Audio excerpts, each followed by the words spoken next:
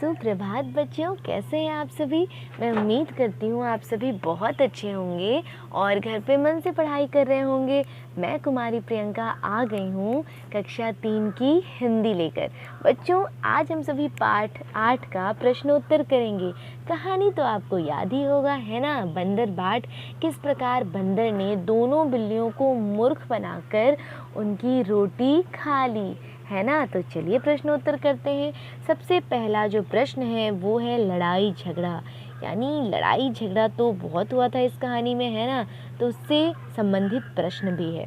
आपको बताना है दोनों बिल्लियों के बीच झगड़े की जड़ क्या थी। दोनों बिल्लियों के बीच झगड़े की जड़ क्या थी। तो बच्चों, आपको याद होगा दोनों बिल्लियों के बीच झगड़े की जड़ रोटी का टुकड़ा, है ना। दोनों का कहना था कि रोटी मेरी है, यानी आप इसको ऐसे भी लिख सकते हैं, दोनों बिल्लियों के बीच झगड़े की जड़ रोटी थी, है ना। आगे बढ़ते हैं अगले प्रश्न की तरफ। उनके झगड़े का हल कैसे निकाला गया। तो उनका झगड़ा देखकर वहाँ बंदर आ गया, है ना। उसने रोटी को 2 हिस्सों में तोड़कर एक तराजू के दोनों पलरों पर रख दिया। फिर उसने देखा एक पलरा नीचे हो गया है, दूसरा ऊपर। पलरा बराबर करने के चक्कर में वह रोटी तोड़ तोड़ कर खाने लगा। थोड़ी ही देर में वह पूरी रोटी खा गया। रोटी खत्म होते ही दोनों बिल्लियों के बीच का झगड़ा भी खत्म हो गया बच्चों, है ना। बंदर ने क्या किया, दोनों के बीच के झगड़े का हल कैसे निकाला। तो उनकी रोटी पूरी खा ली, है ना।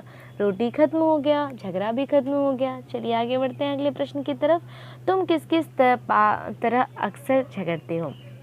तुम किस किस के साथ अक्सर झगड़ते हो। ठीक है, आपको इस प्रश्न का उत्तर खुद से करना है। ठीक है, फिलहाल मैंने यहाँ समझाया कि आप इसको कैसे लिख सकते हैं, और आपको इसमें ये भी बताना है कि जब आप झगड़ते हैं तो आप क्या क्या करते हैं, और झगड़ने के बाद जो है आपका फ़ैसला कौन करवाता है। यानी जब आप किसी से झगड़ते हैं तो आपका फ़ैसला कौन करवाता है।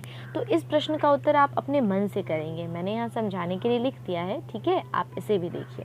मैं अक्सर अपने भाई बहनों से झगड़ता हूँ, है ना। झगड़ते समय मैं बाल पकड़ लेता हूँ। यहाँ पे एक उदाहरण के तौर पे मैंने लिखा है, ठीक है। आप इसमें अपने मन से लिखेंगे कि आप क्या करते हैं, ठीक है। तो ये मैं प्रश्न आप लोगों के लिए छोड़ रही हूँ कि आप अगर झगड़ते हैं, नहीं झगड़ते हैं तब तो बहुत अच्छी बात है, बहुत ही अच्छी बात है। झगड़ा लड़ाई नहीं करना चाहिए, है ना बच्चों। आपने कल कहानी पढ़ी थी, आपको ये संदेश मिला था कि झगड़ा लड़ाई नहीं करनी चाहिए। लेकिन अगर फिर भी आप झगड़ते हैं तो कैसे झगड़ते हैं और आपका फ़ैसला कौन करवाता है, ये ज़रूर लिखिएगा, ठीक है।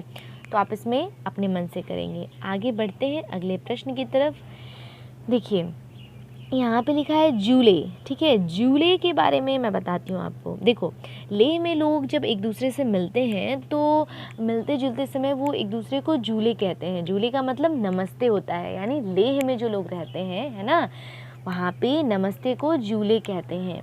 तो आपको बताना है कि आपकी जो सहेली है, जो दोस्त है ना, उससे जब आप मिलते हैं तो आप उससे कैसे बात करते हैं या फिर क्या कहते हैं उसे। तो मुझे जैसा लग रहा है कि जब आप अपनी सहेली या दोस्त से मिलते होंगे तो आप उसे हाय या हेलो कहते होंगे, है ना। जब आप अपने शिक्षक से मिलते होंगे तो उन्हें आप क्या कहते होंगे, नमस्ते, गुड मॉर्निंग, गुड आफ्टरनून, है ना बच्चों। जब आप अपनी दादी माँ या नानी माँ से मिलते होंगे तो उन्हें क्या करते होंगे, प्रणाम करते होंगे, चरण स्पर्श करते होंगे।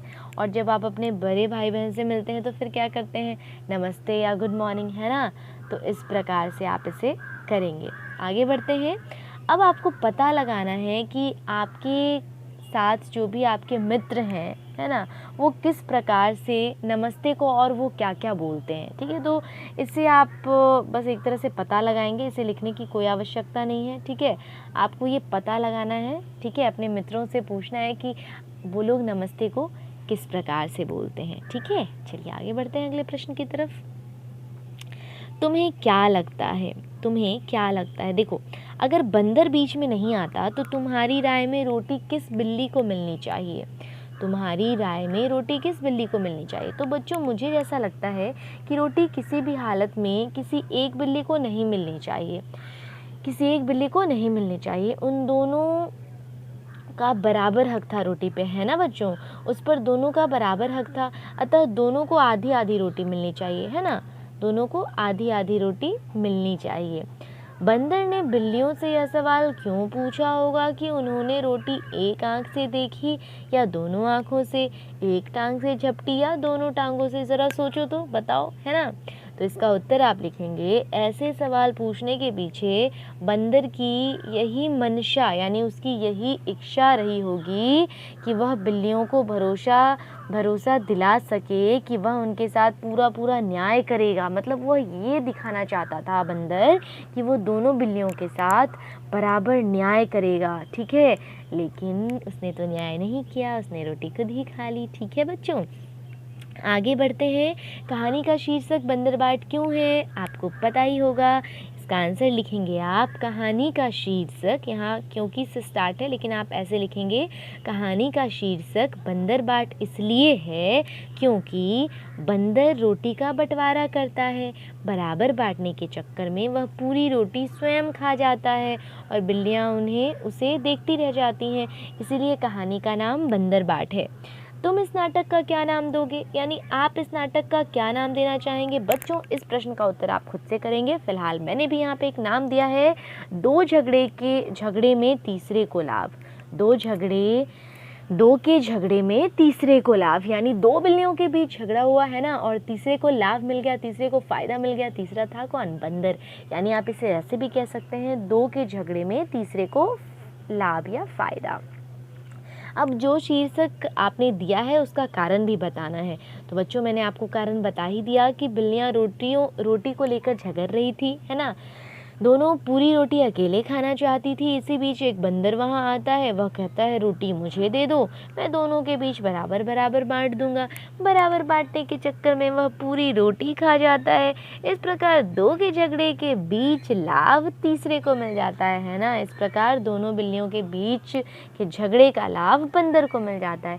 ठीक है बच्चों, तो आज की कक्षा में बस इतना ही। अगली कक्षा में मैं फिर आऊँगी, जो क्वेश्चंस बचे हुए हैं उसे कराऊँगी।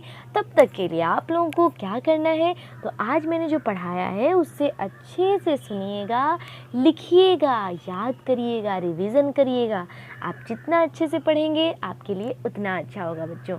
तो पढ़ते रहिए, बढ़ते रहिए। Keep study. Thank you so much.